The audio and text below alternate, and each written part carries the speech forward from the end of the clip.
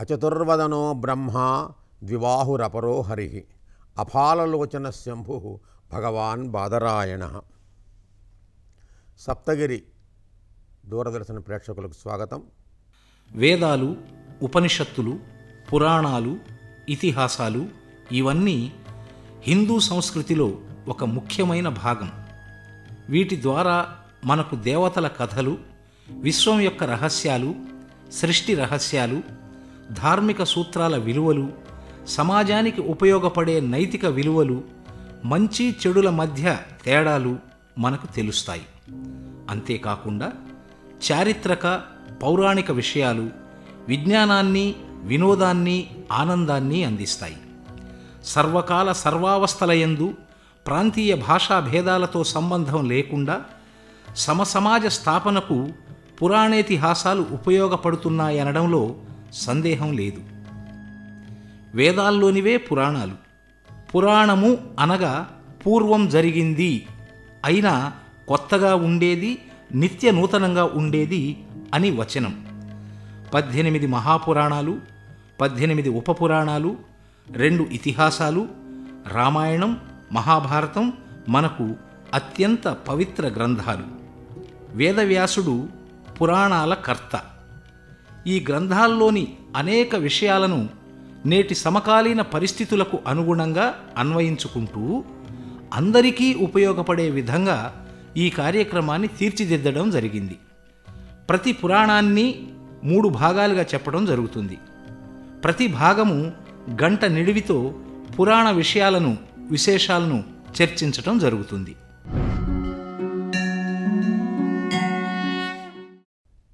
పురాణములు, ఆధునిక శాస్త్ర విజ్ఞానము అనే విషయంలో ఈ రోజున కూర్మ పురాణం అనే ఒక మహాపురాణం గురించి శ్రీమాన్ KVLN అప్పలాచార్య స్వామి వారు తమ విశేషాలను అందించబోతున్నారు. వారు గుంటూరు శ్రీమాన్ కోగంటి సీతారామాచార్య స్వామి వారి యొక్క సుపుత్రులు. సీతారామాచార్య స్వామి వారంటే ఆంధ్రదేశంలోనే కాక చాలా రాష్ట్రాల్లో ప్రసిద్ధమైన పండితులుగా వ్యవహారంలో ఉన్నవారు వారు. వీరికి 2 బిరుదులు ఉన్నాయండి, అద్భుతమైన బిరుదులు కూడా వీరికి. బాల వాల్మీకి రామాయణ కథా సుధాఝరి అనేటువంటి బిరుదులు ఉన్నాయి వీరికి. విశేషం ఏంటంటే 2006 సంవత్సరం నుండి 2020 సంవత్సరం వరకు కూడా అప్రతిహతంగా ఒక్కరోజు కూడా వెళ్ళకుండా, అంటే అనధ్యయనం కాకుండా, మధ్యలో ఉపస్థితి లేకుండా, మధ్యలో అడ్డు లేకుండా, ఆపకుండా, అనర్గళంగా కూడా వీరు అక్కడ ఉన్నటువంటి ఒక దేవాలయంలో పురాణాల గురించి అద్భుతంగా వర్ణించారు. రోజు ఉపన్యాసం ఉండేది వీరిది. గొప్ప గొప్ప పురాణాలు, సామాన్య పురాణాలు కూడా కాదవన్నీ. పద్మపురాణము, భారతము, భాగవతము, రామాయణము మొదలైన వాటి యందు, అలాగే తిరుప్పావు గురించి కూడా చాలా చక్కని ఉపన్యాసాలు చెబుతుండేవారు వీరు. అలాగే మన దేశమే కాకుండా మారిషస్ దేశంలో కూడా అక్కడ ఒక రామాలయంలో రామాయణం గురించి చక్కని ఉపన్యాసాలు చెప్పారు వీరు. తర్వాత ఆంధ్రదేశంలో పురాణాలకు ప్రసిద్ధి చెందినటువంటి మహానుభావుడు మల్లాది చంద్రశేఖర శాస్త్రి గారు. వారి దగ్గర వీరు వారితో కలిసి కార్యక్రమాల్లో పాల్గొని వారి చేత వీరు ఆహ్వానింపబడి పురాణాల విషయాలు అన్ని చోట్ల వారు ఉపన్యాసాలు చెబుతుండేవారు. జాతీయ, అంతర్జాతీయ స్థాయిలో కూడా వీరు ఎన్నో ప్రసంగాలు చేశారు వారు. తరువాత గుంటూరులో సంస్కృత కళాశాలలో వారు ఉపన్యాసకులుగా పనిచేస్తున్నారు. వీరి స్వస్థలం నిజామపట్నం దగ్గర అల్లూరు అనే గ్రామం. తర్వాత వీరు సాహిత్య విద్యా ప్రవీణ చదువుకున్నారు. గుంటూరులోనే ఉన్నటువంటి నాగార్జున సంస్కృత నాగార్జున యూనివర్సిటీ అనుకుందాం, అందులో సంస్కృత విభాగంలో వీరు ఒక అద్భుతమైనటువంటి పురాణాల గురించి, అంటే మన సంస్కృత భాషలో ఉన్నటువంటి ఒక విశేషాన్ని గురించి PhD కూడా చేశారు. ఆ PhD కూడా మహాభారతంలో విశిష్టాద్వైత సిద్ధాంతం యొక్క పరిశీలన అనేది ఒక చాలా గొప్ప విషయం. అటువంటి మహానుభావులు ఈ రోజున మనకి ప్రసంగులుగా వస్తున్నారు వారు, ప్రాసంగికులు వారు. వారికి స్వాగతం చెబుతున్నాను. అయ్యా నమస్కారం స్వామి, శుభం భవతు. నమస్కారం ఆచార్యవరేణ్య, నమస్కారం. మన కూర్మ పురాణం గురించి ఈ రోజున మనం మాట్లాడుకుందాం. ముందుగా అసలు పురాణం యొక్క ప్రాశస్త్యం గురించి చెప్పండి మీరు.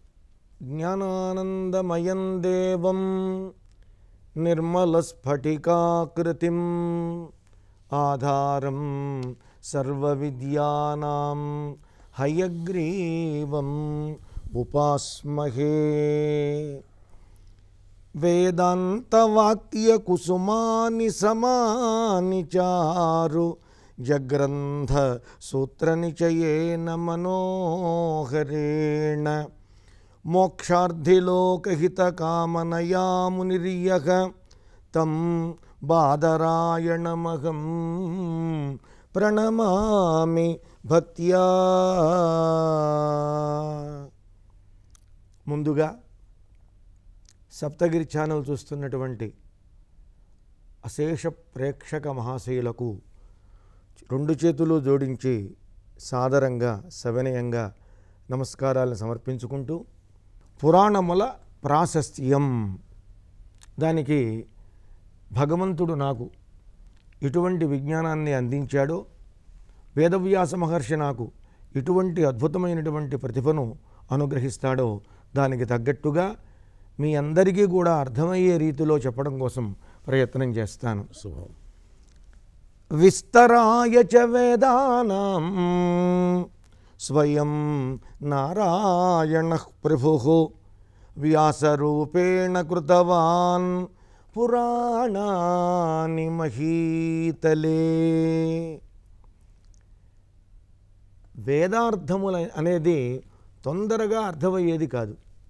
మహాపండితులకు కూడా వేదార్థం గోచరం కాదు.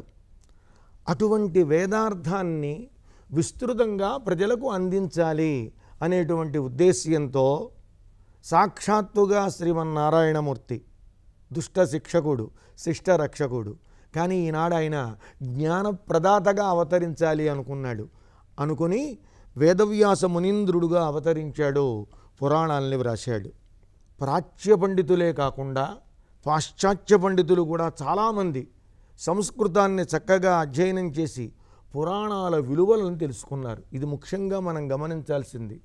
మన దేశంలో ఉన్నవాళ్ళు సంస్కృతం చదువుకున్న వాళ్లే కాకుండా మహానుభావులైనటువంటి పాశ్చాత్య పండితులు కూడా కావాలని ప్రత్యేకించి సంస్కృతాన్ని వాళ్ళు అధ్యయనం చేసి పురాణాల విలువను తెలుసుకొని ఈ పురాణాల నుండి గ్రహించవలసినటువంటి అంశాలు, వైజ్ఞానిక అంశాలు అనేకమైనవి ఉన్నాయి అని వాళ్ళు ముక్తకంఠంతో ఎలుగెత్తి అంగీకరించారు.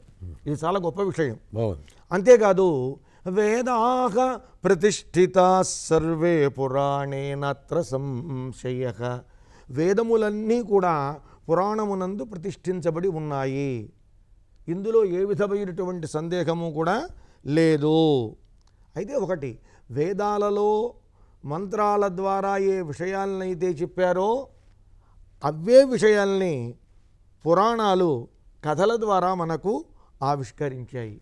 అంతేకాదు, ఇంకో విశేషం ఉందండి, చాలా గొప్ప విశేషం.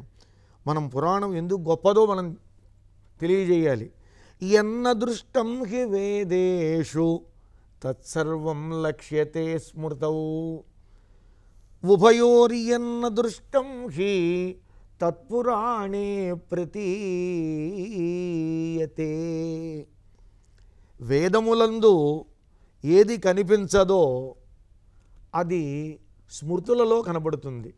యాజ్ఞవల్క్య స్మృతి, మనుస్మృతి, హారీ స్మృతి, ఇలాంటి స్మృతులు అనేకం ఉన్నాయి. వేదములలో కనిపించని అంశం స్మృతులలో కనిపిస్తుంది. మరి వేదంలోనూ స్మృతులలో కూడా కనిపించని అంశం పురాణంలో మనకి దర్శనమిస్తుంది. దీన్ని బట్టి పురాణములు ఎంత గొప్పవి, పురాణాలలోని విస్తృత రచనా విధానం ఎంత గొప్పది అనేది మనకు అర్థమవుతుంది. అంతేకాదు, బ్రహ్మదేవుడు మొట్టమొదటగా స్మరించింది పురాణాన్ని. పూర్వం పురాణాలని యాగ అనుష్ఠాన సమయాలలో చక్కగా బోధించేవాళ్ళు, అలాగే పారాయణం చేసేవాళ్ళు, పఠిస్తూ ఉండేవాళ్ళు. మరి ఈ పురాణాలు ఏం చేస్తాయి, ఈ పురాణాలు ఏం తెలియజేస్తాయి అంటే భగవంతుని మహిమను తెలియజేస్తాయి, భక్తిని ప్రబోధిస్తాయి, భగవద్ అవతారాల్ని తెలియజేస్తాయి, అనేక విధములైనటువంటి ఆచారాల్ని తెలియజేస్తాయి. అంతేకాదు, ధర్మ అధర్మాలతో పాటుగా సాంఘిక చారిత్రకపరమైన ఎన్నో అంశాలని ఇవి తెలియజేస్తూ ఉంటాయి. అయితే పూర్వకాలంలో ఒక నానుడి ఉండేది. కేవలం ఆధ్యాత్మిక అంశాలు తెలుసుకునేవాళ్ళు మాత్రమే పురాణాలు చదువుతారు, పురాణాలు ముసలివాళ్లకే పరిమితం. ఈ భావన ఈనాడు కూడా కొంతమందిలో ఉంది. అయితే పురాణాలు ముసలివాళ్ళకి కాదు, ఎప్పుడో చదువుకునేవి కాదు.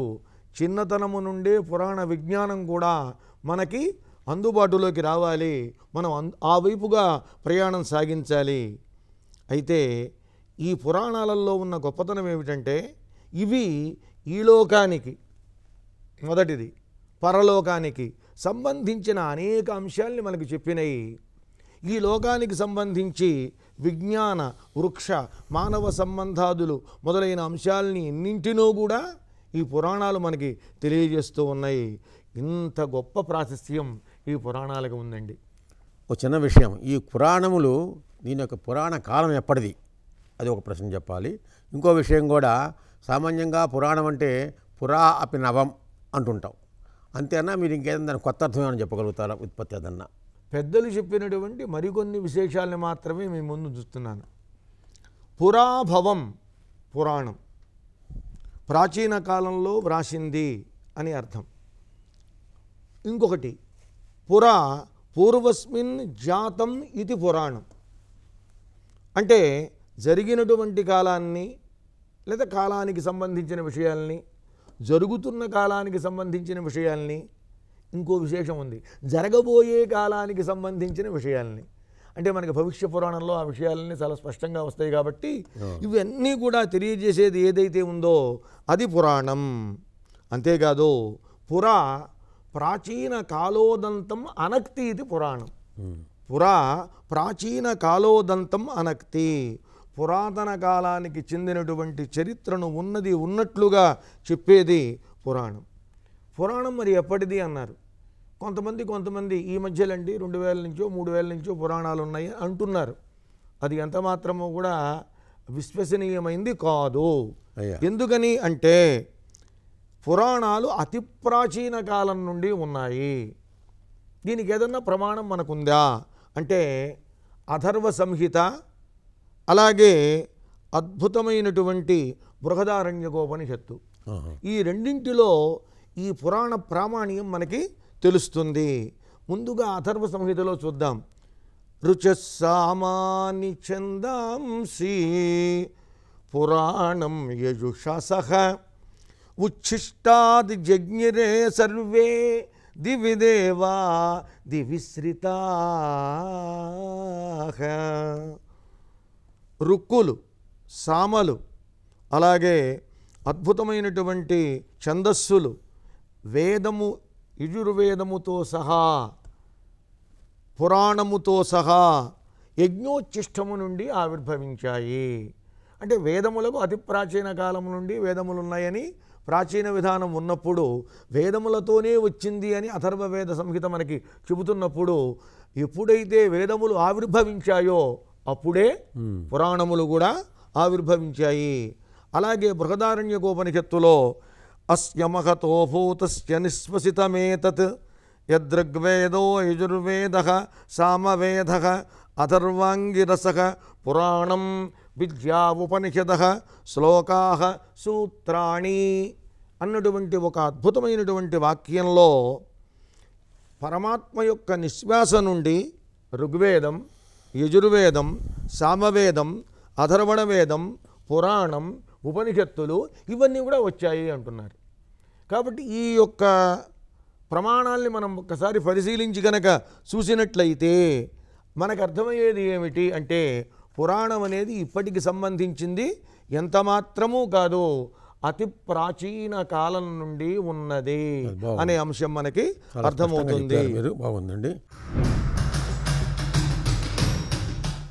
వటస్య పత్రస్య పుటేశయానం బాలం ముకుందం మనసా స్మరామి. మానవుని జీవితం ఎక్కడ ఉంది అంటే ఈ గ్రహాల మధ్యలోనే ఉందండి. రాహుకేతువులు వీళ్ళ గురించి కూడా వాళ్ళల్లో వాళ్ళకి ఎక్కువ తక్కువలు ఏమైనా ఉంటాయా? అందరికన్నా గొప్పవాడు ఎవరు అంటే మహానుభావుడైనటువంటి శుక్రుడు. సప్తనామా, సప్త అని పరిగణించిన గుర్రం ఒకటే గుర్రం ఉందండి, ఇన్ని గుర్రాలు లేవని. 7 ఛందస్సులే 7 గుర్రాలు. బ్రహ్మ విష్ణు మహేశ్వర స్వరూపుడు మనకి సూర్యభగవానుడు. ఈ పురాణం యొక్క ప్రయోజనం ఏంటి అది కూడా చెప్పండి ఒకసారి. అలాగేనండి, ప్రజలలో చైతన్యం తీసుకురావాలి. ప్రజలలో చైతన్యం అంటే ఏ ప్రజల్లో? సామాన్య ప్రజల్లో. గొప్పవాళ్లలో చైతన్యం తేవక్కర్లా, చైతన్యం బాగా వచ్చాకనే వాళ్ళు గొప్పవాళ్ళు అయ్యారు. ఎవరిలో చైతన్యం తేవాలి అంటే సామాన్యులలో చైతన్యాన్ని తీసుకురావాలి. అలా సామాన్యులలో కూడా చైతన్యాన్ని తీసుకు వచ్చే విషయంలో పురాణాల పాత్ర ఎంతో గణనీయమైందండి. వేదాలలో నిగూఢమైనటువంటి వేదాంత తత్వాన్ని సామాన్య ప్రజలకు అర్థం కావాలి అనే తపనతో కథలతో ఉపకథలతో మహానుభావుడు, ముఖ్యంగా వేదవ్యాసుడు, ఆయన రుణాన్ని మనం తీర్చుకోలేమండి. కేవలం సామాన్య ప్రజలనే దృష్టిలో పెట్టుకుని ఆయన ఈ పురాణాలని వ్రాశాడు. ఈ పురాణాలు ఎంత గొప్పవి అంటే, గంగ గొప్పదవునా కదా? ఎంత గొప్పది? గంగలో ఎవరైతే స్నానం చేస్తారో వారి వారి పాపాలన్నీ పటాపంచలైపోతాయి, వారు పుణ్యాత్ములు అవుతారు, వారు స్వర్గలోకానికి వెళ్ళిపోతారు అని చెబుతున్నారా లేదా? ఇక్కడ ప్రమాణం ఏమిటి అంటే పురాణం గొప్పతనం చెబుతూ, యథా పాపాని పూయంతే గంగావారి విగాహనాత్ తథా పురాణ శ్రవణాత్ దురితానాం వినాశనం. గంగా నదీ జలంలో స్నానం చేస్తే ఎంతటి పవిత్రత ఏర్పడుతుందో, పాపాలన్నీ పోయి పుణ్య స్థితి ఎలా మానవుడికి కలుగుతుందో కేవలం ఒక్క పురాణ పఠనం వల్ల కాదు, పురాణ శ్రవణం వల్ల కలుగుతుంది. ముఖ్యంగా పురాణం చెప్పేవాడి కన్నా పురాణాన్ని వినేవాళ్ళకే ఎక్కువ అగ్రతాంబూలం ఇచ్చారండి వేదవ్యాసుల వారు. నిజానికి ఇక్కడ మేము అడిగిన ఆయన కన్నా, చెబుతున్నటువంటి నాకన్నా కూడా ఇది వింటున్నారే ప్రేక్షక మహాశైలు మహానుభావులు, వాళ్ళందరికీ కూడా పాపములనేవి పటాపంచలైపోతాయి. ఎలా అవుతాయండి? అడగద్దండి నన్ను. ఒక లారీ దూదికి అంత పెద్ద మంట అక్కర్లేదు, నిప్పు అక్కర్లేదండి. ఒక చిన్న నిప్పు కణం చాలు ఆ లారీ దూదిని తగలబెట్టడానికి. అలాగే ఒక పురాణ శ్రవణం వల్లనే ఇంత గొప్ప స్థితి వస్తూ ఉంటే, మరి 18 పురాణములను మీరు వింటున్నారంటే మీకు ఎంత పుణ్యం వస్తుందో అది నేను నాకుగా చెప్పలేనండి. ఇంత గొప్పది పురాణ శ్రవణం, అంతటి పురాణ ప్రయోజనం. ఈ పురాణం దీనివల్ల ప్రయోజనం ఏమిటి అంటే, ఈ పురాణాలలో చాలా విషయాలు చెబుతారండి. తీర్థయాత్రల గురించి చెబుతారు, అలాగే పుణ్యక్షేత్రాల గురించి చెబుతారు. ఇలా చెప్పినప్పుడు ఏమవుతుంది అంటే, విన్నవాడికి ఆ తీర్థయాత్ర చేద్దాము, ఆ తీర్థానికి వెళదాము అనేటువంటి ఆలోచన వస్తుంది. ఈ వచ్చినప్పుడు ఒక్కడే వెళ్ళడుగా. అంటే ఈనాడంటే చాలా వెళ్ళడానికి బస్సు సదుపాయాలు వచ్చినాయి. పూర్వకాలం అందరూ కలిసి వెళ్ళేవాళ్ళు నడక. అప్పుడు ఒకళ్ళే కాకుండా ఒక 10 మంది, 20 మంది, 50 మంది అలా కలిసి వెళ్ళేవాళ్ళు, గుంపులుగా వెళ్ళేవాళ్ళు. ఒక రకమైన ఐక్యతాభావం ఆనాడు కలిగేది. అంటే ప్రజలలో ఏకజాతీయ భావం కలిగించడానికి ఈ పురాణములు ఎంతో అద్భుతమైనటువంటి పాత్రను వహించాయండి. అయితే మహానుభావుడు మలయాళ స్వామి వారు ఆయన ఒక సూక్తి చెప్పారండి. దాన్ని మనం అందరం కూడా ఎప్పుడూ స్మరించుకోవాలి. చాలా గొప్ప సూక్తి, గొప్ప మాట. పురోభివృద్ధిని కోరేవారు పూర్వ వృత్తాంతాన్ని మరువరాదు. ఇది చాలా ప్రధానమైన అంశం అండి.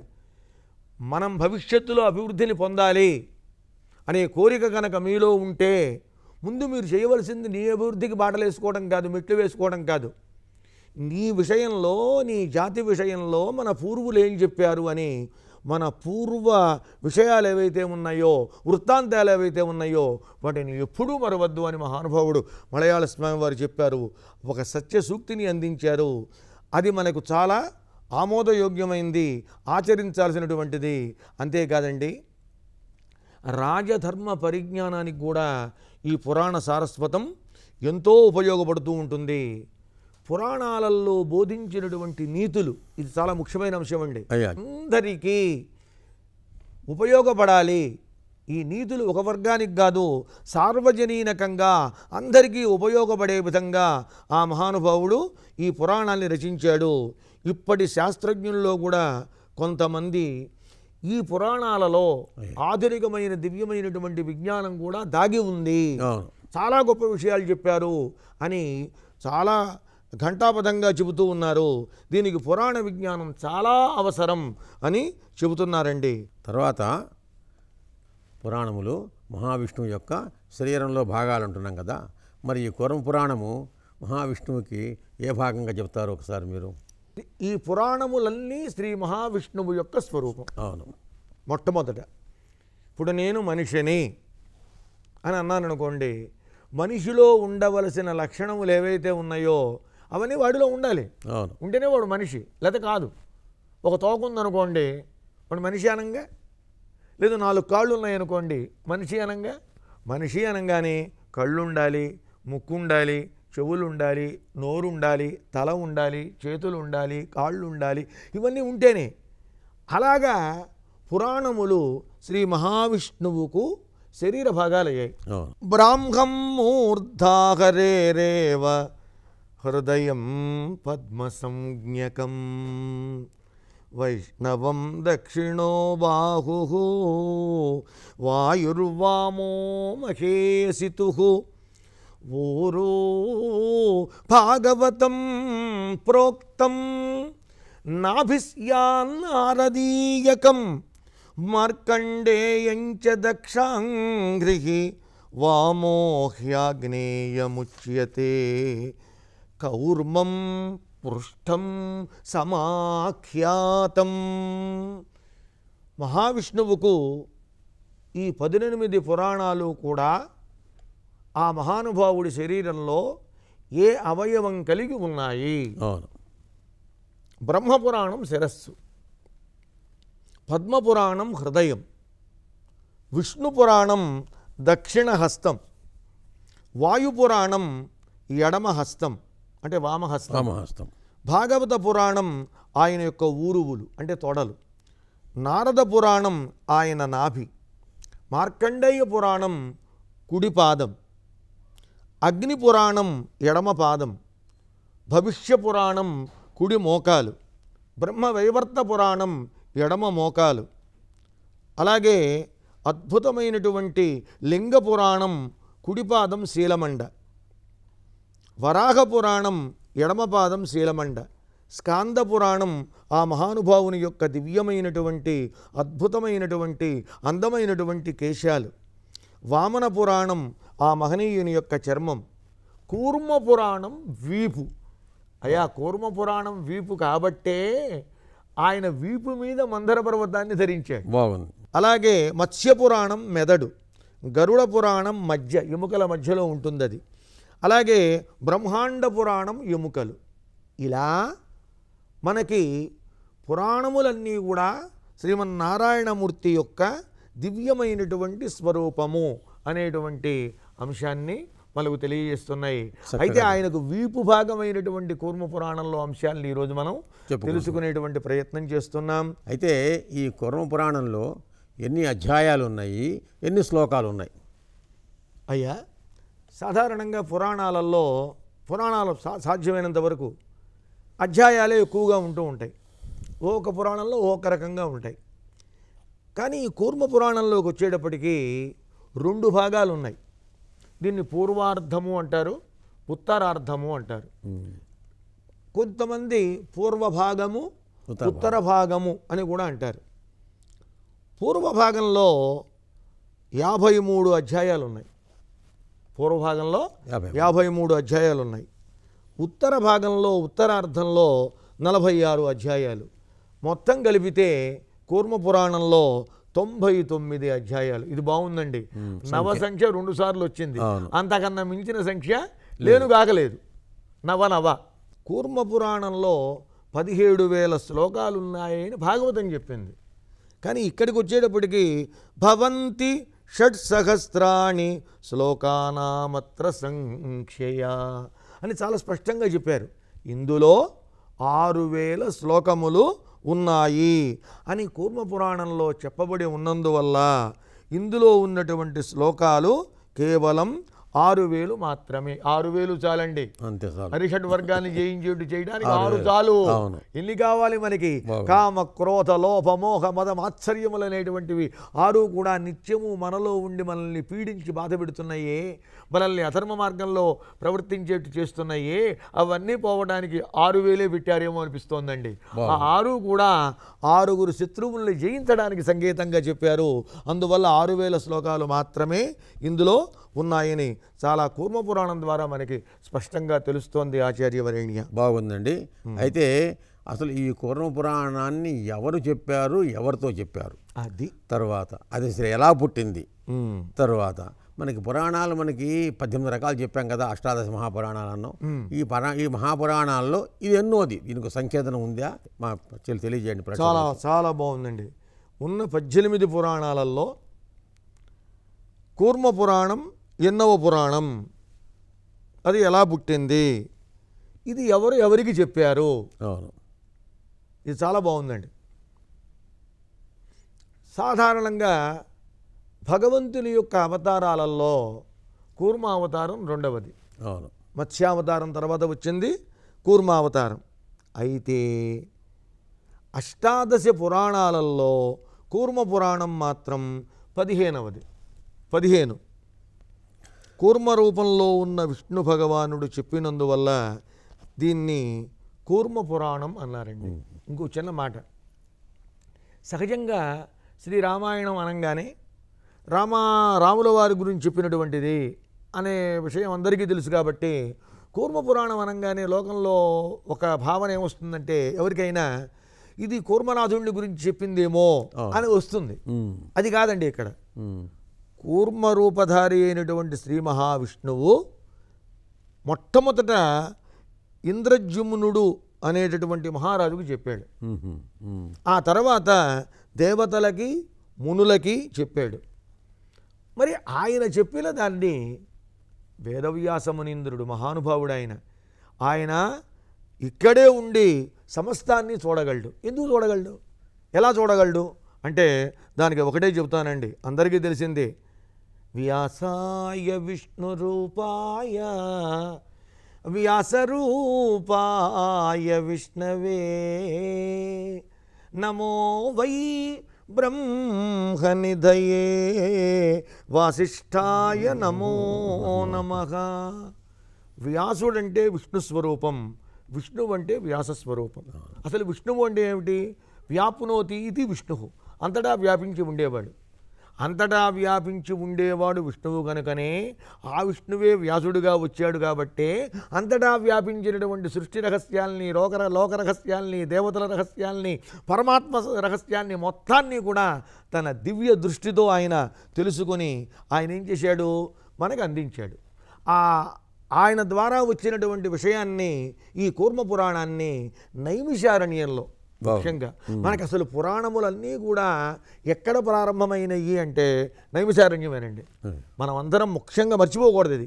నైమిషారణ్యాన్ని ఒక్కసారైనా స్మరించుకుని నమస్కారం చేస్తే ఆ నైమిషారణ్యంలో ఎంతమంది మహానుభావులైన మహర్షులు ఉన్నారో వారందరికీ నమస్కారం చేసినట్లే, అక్కడ సూతమహామునికి నమస్కారం చేసినట్లే. అందువల్ల రోమహర్షణుడు అనేటువంటి సూతమహాముని 80,000 మంది ఋషులకు ఈ పురాణాన్ని వినిపించారు. అయితే ఇందులో ఏ తత్వం ప్రతిపాదించారు? సహజంగా అనిపిస్తుంది ఒక్కొక్క గ్రంథాలలో, ఒక్కొక్క పురాణాలలో ఒక్కొక్క విధమైనటువంటి తత్వ ప్రతిపాదన అనేటువంటిది జరుగుతూ ఉంటుంది. ఇందులో ఏ తత్వం ప్రతిపాదించారు అంటే ఇందులో ప్రతిపాదించబడినటువంటి తత్వం శివతత్వం అండి, ఈశ్వరతత్వం. ఇది చాలా గొప్ప విషయం. ముఖ్యంగా ఇవాళ మనం చాలా అతీతమైనటువంటి స్థితిలో ఉన్నాం. నాకు చాలా ఆనందంగా ఉంది. ప్రశ్నించే మీరు వైష్ణవులు, శ్రీ వైష్ణవులు, చెప్పే నేను శ్రీ వైష్ణవుణ్ణి. ఇందులో చెప్పబడిన అంశమేమో శివతత్వం.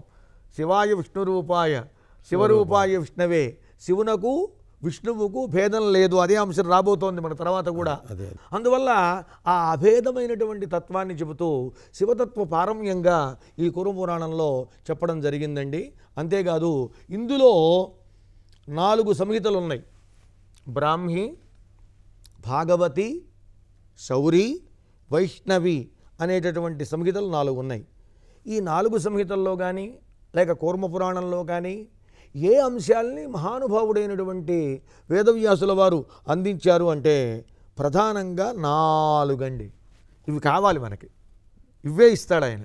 తండ్రి ఎప్పుడూ కూడా వాడికి ఏది హితాన్ని కలిగిస్తుందో దాన్ని ఇస్తాడు, కానీ వాడు అడిగింది ఇవ్వడు. సహజం లోకంలో తల్లి అయినా అంతే. మనకేవి అంటే ధర్మము, అర్థము, కామము, మోక్షము 4 అండి. ఇందులో అసలు మొట్టమొదట తెలుసుకోవలసినది ఏది అని అంటే ధర్మమే. బ్రహ్మచర్యంలో విద్యార్థిగా ఉన్నప్పుడు ఏ ధర్మాన్ని ఎలా ఆచరించాలి అనేటువంటి విషయం తెలుసుకోవాలి. ఇది ధర్మం కనుక వాడు తెలుసుకొని ఆచరిస్తే కలిగే ప్రయోజనం సమాజానికి ఏమిటి? ఈ సమాజాన్ని మనకి పురాణం ఇస్తోంది. ఏమిటి? వాడు ధనం సంపాదించేటప్పుడు ఏం చేస్తారంటే, నేను ధర్మం తెలుసుకున్నాను, అధర్మంగా ఉంటే ఈ ప్రమాదం నాకు వస్తుంది, నా వంశానికి వస్తుంది, నా జాతికి వస్తుందని వాడు ధన సంపాదన విషయంలో ధర్మంగా వాడు ప్రవర్తిస్తాడు. అంతేకాదు కోరికల్ని, మనస్సులో కోరికలు వస్తాయండి, సముద్రంలో అలల్లాగా కోరికలు వస్తూనే ఉంటాయి. వాడి పని అదే. ఏ కోరిక మంచిది, ఏ కోరిక మంచిది కాదు అనేది కూడా తన ధార్మికమైన బుద్ధితో ఆలోచించి ధర్మబద్ధమైన కోరికలు, కామం అంటే కోరికండి, ఆ కోరికల్ని వాడు తీర్చుకుంటాడు. 3 మన చేతిలో పెట్టాడు పరమాత్మ, ధర్మాన్ని, అర్థాన్ని, కామాన్ని. చివరిది ఆయన చేతిలో పెట్టుకున్నాడు. ఏమిటది? మోక్షం. ఏ మానవుడైతే ధర్మాన్ని ఆచరిస్తాడో, ధర్మబద్ధంగా అర్థాన్ని సంపాదిస్తాడో, ఈ అర్థంతో సమాజానికి ఉపయోగపడతాడో, ధర్మబద్ధమైన కోరికలు కలిగి ఉంటాడో, ఇటువంటి వాడికి మోక్షం కరతలామలకం. ఈ అంశాన్ని పురాణములు మనకి చెబుతున్నాయి. ముఖ్యంగా కూర్మపురాణం కూడా ఈ అంశాన్ని తెలియజేస్తూ బ్రహ్మతత్వాన్ని, పరమేశ్వర స్వరూపాన్ని చక్కగా తేటతెల్లం చేసింది. చాలా అద్భుతంగా చెప్పిందండి. వటస్య పత్రస్య పుటేశయానం బాలం ముకుందం మనసా స్మరామి. మానవుని జీవితం ఎక్కడ ఉంది అంటే ఈ గ్రహాల మధ్యలోనే ఉందండి. రాహుకేతువులు వీళ్ళ గురించి కూడా వాళ్ళల్లో వాడికి ఎక్కువ తక్కువలు ఏమైనా ఉంటాయా? అందరికన్నా గొప్పవాడు ఎవరు అంటే మహానుభావుడైనటువంటి శుక్రుడు. సప్తనామా, సప్తాన్ని పరిగణించిన గుర్రం ఒకటే గుర్రం ఉందండి, ఇన్ని గుర్రాలు లేవని. 7 ఛందస్సులే 7 గుర్రాలు. బ్రహ్మ విష్ణు మహేశ్వర స్వరూపుడు మనకి సూర్య భగవానుడు. ఈ కూర్మ పురాణంలో ప్రధానమైన విషయం ఏమిటండి? ముఖ్య విషయం అని చెప్పారు. విషయాలు అది చాలా సూక్ష్మంగా మీరు అడిగారు. దీనికి కూడా సూక్ష్మంగానే సమాధానం చెబుతాను నేను. మొట్టమొదట చూడండి, దీంట్లో ఒక అద్భుత క్షేత్రాన్ని స్మరించినంత మాత్రం చేతనే వాడి పాపాలన్నీ పటాపంచలవుతాయి అంటున్నారండి. ఏమిటా క్షేత్రం పేరు అంటే కాశీ. బాగుంది. కాశీ వీధుల్లో నడయాడే ఒక వీధి కుక్కతో దేవేంద్రుడు సమానుడు కాడు అన్నారండి. చూడండి, దేవేంద్రుడిని తక్కువ చేయడం కాదు ప్రధానం ఇక్కడ, ఇది గమనించాలి. మళ్ళీ కాశీ వీధుల్లో తిరిగేటువంటి ఒక వీధి కుక్క, దాంతో కూడా ఇంత గొప్ప దేవాధిపతి ఇంద్రుడు సమానుడు కాడు అంటే ఆ వీధిలో నడయాడే మనిషి ఎంత గొప్పవాడవుతాడు. అక్కడికి వెళ్ళి నివసించి కాశీలోనే నేను వెళ్ళిపోవాలి, నా శరీరం ఇక్కడే పడిపోవాలి అని నివసిస్తున్న వాళ్ళు ఇప్పటికీ ఉన్నారండి కాశీలో. వాళ్ళు ఇంకెంత గొప్పవాళ్ళు అవుతారు. ఒకవేళ అనుకోకుండా కాశీకి వెళ్ళి అక్కడ శరీరాన్ని విడిచిపెట్టారు, వాళ్ళెంత గొప్పవాళ్ళు అవుతారో ఆలోచించండి. అందుకని ఈ కాశీ మహాత్మ్యాన్ని 5 అధ్యాయాల్లో చెప్పాడు. ప్రయాగ చాలా గొప్పది, ఆ మహాత్మ్యాన్ని 4 అధ్యాయాల్లో చెప్పారు. అన్నిటికన్నా భువనకోశ వర్ణన అండి. మనకి ఎన్ని భువనాలు ఉన్నాయి, అసలు ఎన్ని వర్షాలు ఉన్నాయి, ఇవన్నీ వైజ్ఞానికపరమైన అంశాలు కాబట్టి తర్వాత చూద్దాం వాటిని. అందువల్ల ఈ భువనకోశ వర్ణనని 10 అధ్యాయాల్లో వివరించాడు.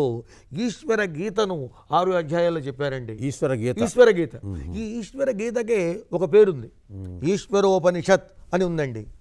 ఈ ఈశ్వర గీతలో చిట్ట చివర ఒక వాక్యం ఉంది. ఏమిటంటే, శ్రీకూర్మ పురాణే ఉత్తరార్ధే ఈశ్వరగీతాసు ఉపనిషత్సు బ్రహ్మ విద్యాయాం యోగశాస్త్రే ఋషివ్యాస సంవాదే పంచమోధ్యాయ అని ఉంది కూర్మ పురాణంలో. ఇది వినంగానే మనకేం గుర్తొస్తుంది? ఇది శ్రీమద్భగవద్గీతాసు అంతే.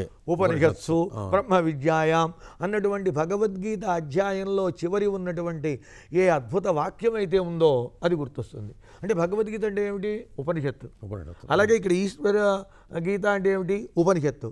కాబట్టి ఈశ్వర గీతకి ఉపనిషత్తు, ఈశ్వరోపనిషత్తు, ఈశ్వర గీతోపనిషత్తు అనేటువంటి పేరు కూడా ఉంది. ఇంత గొప్పదండి. ఈ అంశాలని కూర్మపురాణం మనకి స్థాళీపులాకన్యాయంగా, స్థూలంగా, సూక్ష్మంగా మనకి అందిస్తుంది. తర్వాత బ్రహ్మదేవుని యొక్క జన్మ ఈ పురాణంలో చెప్పారని చెప్పి అంటూ ఉంటారు.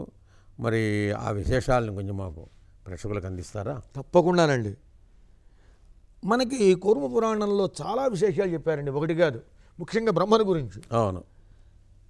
అసలు ఈ బ్రహ్మ నారాయణమూర్తికి కుమారుడు ఎలా అయ్యాడు? మొదటి ప్రశ్న. ఇంకో ప్రశ్న ఉందండి, అసలు పురాణంలోనే అడిగారు. ఈ మహర్షులందరూ కూడా వింటున్నారు కూర్మనాథ స్వామి చెబుతూ ఉంటే. పరమేశ్వరుడు బ్రహ్మకుమారుడు అన్నాడు. ఇదేవిడయా, ఇంతకు ముందే పరమేశ్వరుడు ఉన్నాడు, ఆయన ఈయన కుమారుడు ఎలా అయ్యాడు? వివరంగా చెప్పవయ్యా అన్నప్పుడు ఆయన చెప్పాడండి, పూర్వకల్పంలో కల్పాలు అనేక ఉన్నాయి, శేషశాయిగా పవళించాడు నారాయణమూర్తి. ఆయన నాభి నుండి ఒక కమలం వచ్చింది, అంతే, ఇంకేం లేదండి. సహజంగా మనం ఏమనుకుంటామంటే కమలంలోంచి బ్రహ్మ వచ్చాడు అంటాం, అది చెప్పల కూర్మపురాణం. కమలం వచ్చింది. ఈ నారాయణుడు ఉన్న ప్రదేశానికి బ్రహ్మదేవుడు వచ్చాడు. ఈ వచ్చిన ఆయన బ్రహ్మ నారాయణుడిని చూసి నమస్కారం చేయాలి కదండి మామూలుగా. మనకి ఏ గ్రంథాల్లో చూసినా నమస్కారం చేసినట్టు, స్తోత్రాలు చేసినట్టుగా ఉంటుంది. ఈయన అలా చేయలే. నువ్వెవరు అయ్యా అన్నాడు. సమాధానం ఆయనే చెప్పాలిగా, ఆయన చెప్పలే. నన్ను నువ్వెవరు అన్నావు, బాగానే ఉంది, అసలు నువ్వెవరు అన్నాడు. అంటే పరస్పరం ప్రశ్నలు వేసుకున్నారు. వేసుకుంటే బ్రహ్మ అన్నాడు, నేను సర్వవ్యాపిని, అంతటా వ్యాపించి ఉన్నవాడిని నేనే అన్నాడు. బాగుందండి. నువ్వే అంతటా వ్యాపిస్తే మరి నేను అని అనుకున్నాడు మనస్సులో. అనుకుని తేరిపార చూశాడండి పైకి కిందకి ఈ బ్రహ్మని. అయితే ఆశ్చర్యం, ఈ బ్రహ్మలో నారాయణమూర్తికి 3 లోకాలు కనపడ్డాయి. అది ఆశ్చర్యం అన్నమాట. సరే అయిపోయింది. నారాయణమూర్తి ఒక మాట అన్నాడు, నేను నీలో ఉన్న విషయాలు చూశానయా బ్రహ్మ, నువ్వు నాలో ఉన్న విషయాలు చూడు అన్నాడు. అనగానే బ్రహ్మ కూడా నారాయణుడిలో ప్రవేశించాడు. గమ్మత్తు చూడండి, నారాయణమూర్తి బ్రహ్మలో ప్రవేశించాల. నారాయణుడు తన దృష్టితోనే బ్రహ్మలో ఉన్న విషయాలు తెలుసుకున్నాడు. కానీ బ్రహ్మ నారాయణుడిలో ఉన్న విషయాలు తెలుసుకుంటానికి సామర్థ్యం లేక నారాయణమూర్తిలోకి వెళ్ళిపోయాడు. వెళ్ళంగానే ఆయన ఏం చేశాడు, ఆయన బయటికి రాకుండా అన్ని ద్వారాలు మూసేశాడు. బయటికి రావడానికి వీలు లేదు. ఏం చేయాలో తోచదు. అడు తిరిగాడు, ఇటు తిరిగాడు, గందరగోళం చేశాడు, బాధపడ్డాడు. చివరికి తన దివ్య శక్తితో ఆ నాభి కమలంలో నుంచి పైకి వచ్చాడు. నాభి కమలంలో కనబడ్డాడు బ్రహ్మ. ఇప్పుడు అందరికీ ఏంటంటే నాభి కమలంలో బ్రహ్మ పుట్టాడు అంటాడు, కానీ నాభి కమలంలో ఎలా వచ్చాడో చెప్పింది మనకి కూర్మ పురాణం. చాలా చక్కగా చెప్పారండి, ప్రేక్షకులకి అద్భుతమైన విషయం అందించారు. బాగుంది. ఆ వచ్చినటువంటి ఆయన కోపగించుకున్నాడు. ఏమయ్యా, ఎవరైనా లోకంలో లోపలికి రండి అన్నప్పుడు ద్వారం తీసినప్పుడు వచ్చాక మళ్ళీ వాడు వెళ్ళడానికి ద్వారం తీసే పెట్టాలి కదా తలుపులు. నువ్వు లోపలికి రా అన్నావు, నేను వచ్చాను, అన్నీ మూసేసావు, ఇది న్యాయమేనా అన్నాడు. వెంటనే అన్నాడు, ఏమయ్యా, నేను నీ మీద అసూయతోనో కోపంతోనో పరిహాసంతోనో చేయలేదు ఆయ్ బ్రహ్మ, కేవలం వినోదం కోసం చేశాను. చూడు, నీకు ఒక గొప్ప స్థితి కలిగిస్తున్నా నేను. నీవు నా నాభి కమలంలో పుట్టావు కాబట్టి ఈ రోజు నుంచి నీవు నా కుమారుడుగా లోకంలో ప్రఖ్యాతిని పొందుతావు. బాగుంది. ఇప్పుడు బ్రహ్మ నారాయణమూర్తి కుమారుడు అంటే ఆయన నాభి కమలంలో పుట్టాడంటే వింటున్నాం మనం కథలు. ఎలా అన్నదానికి కూర్మ పురాణం సమాధానం చెప్పిందండి. సరే, ఇంకో అద్భుతం అండి. ఈ మాట చెప్పంగానే ఇప్పుడు బ్రహ్మగారు ఏమన్నారంటే, ఏమయ్యా, నువ్వు గొప్పవాడివి, నేను గొప్పవాడిని అన్నాడు.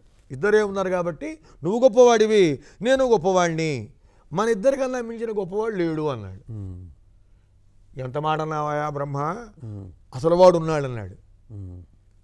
నీకన్నా నాకన్నా ఇంకొకడు ఉన్నాడా అన్నాడు. ఉన్నాడు. ఎవరు అన్నాడండి. ఇంకెవరాయా, సాక్షాత్తుగా పరమేశ్వరుడు అన్నారండి. మరి ఆ పరమేశ్వరుడు కూడా ఈ బ్రహ్మలో ఉన్నటువంటి ఈ నేను నాది నేను ఒక్కడనే గొప్పవాడిని అనే భావన పోగొట్టడం కోసం త్రిశూలధారి అయి మహానుభావుడు దివ్య తేజస్వరూపంతో అక్కడ సాక్షాత్కరించాడు. అప్పుడు నారాయణమూర్తి బ్రహ్మకు పరిచయం చేశాడు. ఈ పరిచయం అనేది మొదటి నుంచి ఉందండి. పరిచయం చేయకపోతే ఎలా తెలుస్తుంది అవతల వాళ్ళకి? అప్పుడు బ్రహ్మ ఆయనకు నమస్కారం చేశాడు. అంతేకాదు వరం కూడా కోరాడండి. పరమేశ్వరుని వరం కోరాడు. ఈ పరమేశ్వరునికి ఒక లక్షణం ఉందండి. నిజానికి అది ఆ లక్షణం మనం విని ఆయన బోళాశంకరుడు, ఆయన ఇవి పడితే విస్తారంటాం, కానీ అది కాదండి. నీవు నిజంగా ఆనందాన్ని పొందితే ఏదైనా ఇవ్వగలిగిన స్థాయిలో నువ్వు ఉండాలి. అది అవి నేను చాలా ఆనందపడ్డానండి, అంత ఆనందపడ్డాను అండి అనగానే ఆచార్యులు గారు మీ మెడలో ఉన్న బంగారం గొలుసు ఇవ్వండి ఆనందపడితే అన్నారనుకోండి, అది తప్ప ఇంకొకటి అడుగుము అంటే ఆనందపడ్డట్టు కాదు. అంటే తన సర్వస్వాన్ని అర్పించేంత స్థాయిలో ఉండాలి అవతల వాడు. ఇది పరమేశ్వరుడిలో కనబడుతుందండి. ఈ పరమేశ్వరుడు అన్నాడు, ఏమయ్యా బ్రహ్మ, సరే మొదట్లో ఏదో పొరపాటు పడ్డా, తర్వాత నీ తప్పు నువ్వు తెలుసుకున్నావు, నీకు వరం ఇస్తా కోరుకో అన్నాడు. ఆయన అన్నాడు, నువ్వే నా కుమారుడుగా పుట్టాలి అన్నాడు. నువ్వే నాకు ఈ వరం ఇవ్వయా చాలు. అంటే ఏంటి? సాక్షాత్తుగా పరమేశ్వరునికే తండ్రి బ్రహ్మదేవుడు. అది ఎంత గొప్ప స్థాయి నాది. చూడండి, ఇక్కడ గమ్మత్తు ఏమిటంటే పరమేశ్వరుడు గొప్పవాడు కావడల్లా పరమేశ్వరుడు కుమారుడుగా పుట్టినందువల్ల బ్రహ్మ గొప్పవాడు అవుతాడు. నిజానికి పరమేశ్వరుడు అనొచ్చు కదండి, దీనివల్ల నాకేం గొప్పతనమాయా, నా గొప్పతనం తగ్గిపోతోంది, ఇలాంటి వరాలు ఇవ్వనొచ్చుగా అనలా. తప్పకుండా ఇస్తానయ్యా అని శ్రీమన్నారాయణ నీకు కూడా వరం ఇస్తా కోరుకో అన్నాడు. నిజంగానండి ఇక్కడ ఈ లౌకిక ప్రపంచానికి సంబంధించిన 2 అంశాలు కనబడతాయండి. లోకంలో ఉన్నటువంటి వాడు ఒకడు నేను బాగా డెవలప్ అవ్వాలని కోరుకుంటాడు, పొద్దుగూకులు. నేను అవ్వాలండి, నా పేరు లోకంలో ప్రచారం కావాలండి, నాకన్నా మించిన వాడండి అసలు ఉండకూడదండి లోకంలో, నా పేరే వినపడాలండి అంటాడు. నాకే గొప్పతనం రావాలి. ఇదంతా మనకి బ్రహ్మలో కనబడుతుంది. కానీ నారాయణమూర్తిని అడిగితే నారాయణమూర్తి ఒకే మాట అన్నాడు, ఏమయ్యా నీ దర్శనం కన్నా మించిన వరం నాకేముందా అన్నాడు. చూడండి గమ్మత్తు. ఇది ఒక రకంగా పరమేశ్వరుడు పరీక్షించినట్టు కూడానండి. బ్రహ్మ పరీక్షలో ఫెయిల్ అయ్యాడు, నారాయణమూర్తి పరీక్షలో పాస్ అయిపోయాడు, బాగా ఉత్తీర్ణుడయ్యాడు, మామూలుగా కాదు, 100%. ఇది మనం కోరుకోవాలండి. పురాణాల ద్వారా తెలుసుకోవాల్సింది అది. ఎవరన్నా మహానుభావులైనటువంటి వాళ్ళు పరమాత్మ కనుక ప్రత్యక్షమైతే నువ్వేం కోరతావు అనగానే ఒక్క నిమిషం ఆగండి మా ఆవిడని అడుగు వస్తానని చెప్పి అక్కడ రౌండ్ టేబుల్ సమావేశం పెట్టి భార్యని పిల్లల్ని అందరిని అడిగి వచ్చి ఈయన్ని అప్పటిదాకా కూర్చోబెట్టి అడగకూడదండి. అసలు అనవలసింది ఒకటే, నిన్ను దర్శించానయ్యా ఈ కళ్ళతో, ఇంకా నాకు ఇంకేం కావాలి వరం, అది ఇచ్చాడు. ఆ మాట అన్నాడు నారాయణుడు. అంటే ఆయన అన్నాడు, నీకు నాకు భేదం లేదయ్యా, ఇది ముఖ్యంగా నీకు నాకు భేదం లేదు. దీన్ని గ్రహించకుండా శివకేశవులు అభేదం కలిగిన వాళ్ళన్న విషయం గ్రహించకుండా, నిన్ను ఆశ్రయించకుండా, నీ మంత్రాన్ని జపించకుండా, నిన్ను సేవించకుండా ఏ యోగి కానీ ఎవరైనా సరే నన్ను చేరుకోలేరు. అంటే నా భక్తులు కూడా నిన్ను ఆశ్రయించి నా దగ్గరికి రావాలే తప్ప డైరెక్ట్గా అంటే కుదిరే పని కాదు, ఈ వరం నీకు ఇస్తున్నాను అని మహానుభావుడు చెప్పాడండి. అందువల్ల ఆ తర్వాత బ్రహ్మ సృష్టి చేసినప్పుడు ఆయన కళ్ళ నుండి బిందువులు రాలిపడ్డాయి, కోపం వచ్చింది. ఆ కోపం వల్ల కళ్ళ నీళ్ళు వచ్చినాయి, బిందువులు పడ్డాయి. ఆ బిందువులో నుండి పుట్టాడండి పరమేశ్వరుడు. పుట్టాడు. వరం సఫలం కావాలిగా, వరం కోరుకున్నాడు కాబట్టి. పైగా పుట్టినవాడు ఊరుకోకుండా ఆయన ఒక పని చేశాడు. ఇదంతా లీలండి. పెద్దగా ఏడవడం మొదలుపెట్టాడు. ఇది కూడా సంకేతం అండి. ఇప్పుడు కూడా మీరు చూడండి, లోకంలో ఎవరన్నా పిల్లవాడు పుట్టంగానే ఆడపిల్ల కావచ్చండి, ఎవరైనా కావచ్చు, ఆడపిల్ల తక్కువేం కాదండి, దయచేసి మళ్ళీ చెబుతున్నా, ఆడపిల్ల మగపిల్లవాడి కన్నా ఎన్నో రెట్లు గొప్ప. ఇది మాత్రం దయచేసి అందరూ గ్రహించండి. ఇంత చెబుతున్నా, ఇన్ని శాస్త్రాలు చెబుతున్నా, ఇన్ని పురాణాలు చెబుతున్నా, ఎంతోమంది పెద్దలు చెబుతున్నా, ఈ భేదం మాత్రం మనసులో అట్టగే ఉందండి. అబ్బా ఆడపిల్ల అని కాదండి. ఆ మగపిల్లవాడు పుట్టినా లేక ఆడపిల్ల పుట్టినా వాళ్ళు ఏం చేస్తారండి, క్యారమని ఏడుస్తారు. ఇక్కడ ఒక మాట చదివానండి, మీరు చెప్పారే అద్భుతమైన మాట చెప్పారు. ఆడపిల్ల అనేటువంటిది సమాజంలో చాలా గొప్పది అన్నారు. నేను ఒక మాట అంటాను, మగపిల్లవాడు పుడితే ప్లస్ అంటున్నారు, ఆడపిల్ల అంటే మైనస్ అంటున్నారు.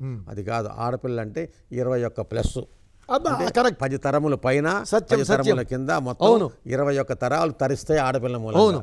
కాబట్టి ఆడపిల్ల అంటే ఈ రోజున మనకి 21 ప్లస్ లెక్కేసుకోవాలి, మగవాడికి అన్న లేదు అది. కాబట్టి అంత విషయం గొప్పదని మనం ఆడపిశువు గురించి మనం చెప్పుకోవాలి. ఈ సందర్భంలో మీరు చాలా గొప్ప విషయం అందించారు. ఇక్కడ ఇంకో మాట కూడా చెబుతున్నాను నేను. ఏమిటంటే అది మగపిల్లవాడు 3 తరాలనే ధరింపజేస్తాడు. ఇది కూడా గమనించాలి. అది ఎప్పుడు తండ్రి తల్లి పోయాక. కానీ ఆడపిల్ల తల్లి తండ్రి బతికి ఉండంగానే తనను కన్యాదానం చేసే సమయంలో 21 తరాలు ధరింపజేస్తోంది. కాబట్టి ఆడపిల్ల గొప్పది. ఆడపిల్లని తక్కువగా చూడకండి, ఆడవాళ్ళని గౌరవించండి. ఆ బ్రహ్మ నేత్ర బిందువుల నుంచి వచ్చినటువంటి ఈశ్వరుడు రోధించాడు. ఇప్పుడు మన పిల్లలు ఎట్లా ఏడుస్తారో అట్లాగే, అంటే ఈ అలవాటు చేసింది ఆయనే. ఈ పిల్లలకి ఏడుపులు అలవాటు చేసింది ఎవరు అంటే మహేశ్వరుడు. ఏడవంగానే చూశాడు బ్రహ్మదేవుడు. చూసి నువ్వు ఏడుస్తున్నావు కాబట్టి రోదనాథ్ రుద్రహ, నువ్వు ఇవాళ నుంచి రుద్రుడిగా పేరు పొందుతావు అన్నాడు. అంతేకాదు ఆ రుద్రుడికి తోడుగా ఇంకో 7 రుద్రుల్ని ఇచ్చాడు. వాళ్ళకి భార్యల్ని కూడా ఇచ్చాడు బ్రహ్మ. ఆ సంతానమే మరణం లేనటువంటి రుద్రులు అయ్యారు. ఇలా రుద్రుడు బ్రహ్మకు కుమారుడైనాడని చెప్పి కూర్మ పురాణం మనకు అందిస్తోంది. ఎంత అద్భుత విషయమో చూడండి. చాలా గొప్ప విషయం అందించారు. లోకంలో ఉండే వ్యవహారాలకి అన్నిటికీ కూడా అంతా లోపలికి వెళితే కానీ ఇంత అర్థం తెలియదు మనకి. చాలా గొప్ప విషయం చెప్పారు. అయితే ఇంకొక ప్రశ్న వేస్తాను స్వామి. మామూలుగా మనకి లోకంలో ఏమనుకుంటున్నారంటే బ్రహ్మదేవుడికి 5 తలలు ఉండేవని చెప్పి, ఇప్పుడు మీరు చెప్పారు కదా దానికి 5 తలలు ఉండేవని చెప్పి, 5 తలలు ఉంటే శివుడికి ఎప్పుడో కోపం వచ్చిందని చెప్పి, కోపం వచ్చి ఒక తలని నరికేశాడు, ఎరగొట్టేశాడని, తెంపేశాడని, ఆ చెయ్యేమో ఆ తలకాయ చేతికి అంటుకుపోయిందని చెప్పి, ఇది పట్టుకుని ఎక్కడ తిరిగినా కూడా పోవట్లేదని చెప్పి తిరగ్గా ఆ బదరీ క్షేత్రంకి వెళితే అక్కడ జారి పడిందని బ్రహ్మ కపాలం అంటారని చెప్పి ఇలాగ ఏవేవో కథలు మనం వింటూ ఉన్నాం. అది దాని ఇందులో ఆ విశేషాలు ఏమైనా చెప్పగలుగుతారా? దానికి అది చెప్పండి. చాలా గొప్ప ప్రశ్న అండి ఇది. ఈ బ్రహ్మ కపాలం గురించి కూర్మ పురాణంలో చాలా గొప్పగా చెప్పారండి. పురా పితామహం దేవం మేరు శృంగే మహర్షయః ప్రోచు ప్రణమ్య లోకాదిం కిమేకం తత్వమవ్యయం. ఒకప్పుడు మేరుపర్వత శిఖరం మీద బ్రహ్మదేవుని దగ్గరికి వెళ్ళారు మహర్షులందరూ కూడా. నమస్కారం చేశారు. ప్రణమ్య, నమస్కారం కాదు, సాష్టాంగ దండ ప్రణామం చేశారు. చెయ్యాలి అంటే అసలు నమస్కారం చేయడం అంటే సాష్టాంగ నమస్కారం చేయడమే నమస్కారం లెక్క. అంటే ఇప్పుడు కేవలం కరతల సంపుటీకరణాది రూప వ్యాపార నమస్కార అనే అర్థం కూడా ఉంది కాబట్టి ఇంతటితో చేస్తున్నారు. సాష్టాంగ దండ ప్రణామం చేశారు వాళ్ళు. చేసి అయ్యా అసలైన తత్వం ఏది అని అడిగారు వాళ్ళు. ఇదండి పూర్వకాలంలో ఇది అడిగేవారు. ఇది తెలుసుకోవాలి. ఎందుకు ఈ మాట చెబుతున్నానంటే ఒక్క నిమిషం, మనం ఒంటరిగానే వచ్చాం, ఏనాడో ఒంటరిగానే వెళతాం. అవును, ఇది సత్యమైన మాట, అందరికీ తెలుసు కానీ మర్చిపోతూ ఉంటాం. ఒంటరిగా వచ్చి ఒంటరిగా వెళ్ళే మనకి జంటగా ఉండేదేది, లేక మనం చేరుకునే ప్రదేశం ఏది, ఇది తెలియాలి. అదే ఇక్కడ మహర్షులు అడిగారు, మన తరఫున అడిగారు బ్రహ్మగారిని. అడిగితే ఆయన అన్నాడు, ఆయన మాయలో పడిపోయాడు. మాయలో పడిపోయి ఇక తత్వం లేదు, ఏం లేదు, అంతా నేనే అన్నాడు. అనకూడదు ఆ మాట. తత్వం అంతా నేనే అన్నాడు. అనగానే పాపం నారాయణాంశతో పుట్టినటువంటి భగవానుడి కోపం వచ్చింది. బ్రహ్మ, నువ్వు అజ్ఞానంతో మాట్లాడుతున్నావా? నువ్వు అజ్ఞానంతో మాట్లాడుతున్నావు, అసలు తత్వం తెలుసుకోలేక నేనే అంటున్నావు, ఇది కాదు అని చెప్పాడు. పరమేశ్వరుడు ఉన్నాడు, మహానుభావుడు అని చెప్పాడు. వినలా. వేదాలు వచ్చి చెప్పినాయి, వినలా. చివరికి ఓంకారం కూడా స్వరూపం ధరించి వచ్చి చెప్పింది, నాయన బ్రహ్మ నేనే అనబాక, పరమేశ్వరుడు ఉన్నాడని చెప్పింది. వినలా. వినకపోగా కువ్యాఖ్యానం చేశాడు బ్రహ్మ. అయ్యా మనకి తెలియకపోతే నోరు ముసుగు కూర్చోవాలి, తెలిస్తే సవ్యంగా తెలుసుకుని చెప్పాలి. అంతేగాని అసలు ఉన్న విషయాన్ని తప్పుగా అర్థం చేసుకుని దాన్నే దృఢంగా చెప్పడం అనేది మంచిది కాదు. బ్రహ్మ చేసిన పొరపాటు అదండి. అవండి మనం ఎట్లా చేస్తామండి నింద? ఏదైనా నోరుతో చేస్తాం. ఈ నోరు ఎక్కడుందండి? తలలో ఉంది. కాబట్టి ఏదన్నా పొరపాటు జరిగితే దేనికి శిక్ష పడుతుందండి? తలకి పడుతుంది శిక్ష. అసలు అంతర్యం అది, తలకి శిక్ష పడాలంతే. అందువల్ల ఈ బ్రహ్మగారు ఊరుకోకుండా లేదండి, పరమేశ్వరుడు గొప్పవాడు ఎట్లా అవుతాడు, ఆయనకి భార్య ఉంది, పిల్లలు ఉన్నారు, ప్రమథగణాలు ఉన్నాయి, ఇంతమందితో కలిసి ఉన్నవాడు ఎలా అవుతాడు, సర్వసంగ పరిత్యాగి, నేను ఒప్పుకోను అన్నాడు. ఇలా అనగానే పాపం ఓంకారం బదులు చెప్పింది, సమాధానం చెప్పేసింది. పిచ్చివాడా, శంకరుడు నిజానికి భార్యతో రమించడం లేదయా, ఆయన ఆత్మారాముడు, పార్వతీదేవి అతని ఆత్మ, ఆ పరమేశ్వరుని ఆనందమే పార్వతి రూపాన్ని పొందింది, పార్వతి విడిగా ఉంది భార్య అనుకుంటే నీ పొరపాటు అంటే వినలేదండి. అజ్ఞానంతో అహంకరించాడు, దాంతో వేడెక్కింది. వేడెక్కితే పరమేశ్వరుడు వచ్చాడు. వచ్చేసి కాలభైరవుడిని హెచ్చరిస్తే ఆయన శూలంతో అలా ఆ తలను ఖండించాడు. ఈ తల కాస్త పడింది. ఇప్పుడు ఈ కాలభైరవుడిని ఏం చేయాలి? మళ్ళీ పరమేశ్వరుడు అంత గొప్పవాడు చూడండి. నాయన నీకేమో బ్రహ్మహత్య దోషం వచ్చింది, నువ్వు ఒక పని చెయ్యి, వారణాసికి వెళ్ళు అని కాలభైరవుడు వారణాసికి వెళ్ళటానికి వెళ్ళేంత వరకు అనుసరించమని బ్రహ్మహత్యా పాతకాన్ని అంటే ఒక కన్యగా చేసి పంపించాడు. నారాయణమూర్తి యొక్క అనుగ్రహం వల్ల ఈయన వారణాసిలో అడుగు పెట్టంగానే ఏమవుతుంది అనగానే ఈ కన్య ఉంది, అప్పటిదాకా అనుసరించింది, ఆమె కాస్త వెళ్ళిపోయింది. అక్కడ ఆ కాలభైరవుడు ఈ బ్రహ్మకపాలాన్ని స్థాపించి చక్కగా కూడా ఆయన పూజలు చేశాడు. అంతేకాదు ఇంకొక మాట అండి, చెప్పండి. ఇక్కడ సాక్షాత్తుగా పరమేశ్వరుడు చెప్పిన మాట, ఆగమ్య తీర్థ ప్రవరే స్నానం కృత్వా విధానతః తర్పయిత్వా పితॄన్ దేవాన్ ముచ్యతే బ్రహ్మహత్యయా. ఎవరైతే ఇక్కడికి వచ్చి ఇక్కడ స్నానం చేసి విధి విధానంగా పితృదేవతల గురించి తర్పణాదులు చేస్తారో, దేవతల గురించి తర్పణాదులు చేస్తారో వాళ్ళందరూ కూడా పాపాల నుండి విముక్తులు అవ్వడమే కాదు, బ్రహ్మహత్యాపాతకం నుండి కూడా వాళ్ళు విముక్తులవుతారు అని మనకి మహానుభావుడైనటువంటి పరమేశ్వరుడు అందించారు. బాగుందండి. అద్భుతమైన విశేషాలని, ఎవరికీ తెలియని విశేషాలని, మనం ఏదో రకంగా భావించిన విశేషాలని కూడా కూర్మ పురాణం ద్వారా అద్భుతంగా అందించారు మీరు. మా ప్రేక్షకుల తరఫున మీకు ప్రత్యేకంగా నమస్కారం తెలియజేస్తున్నాను. శుభం భూయాత్.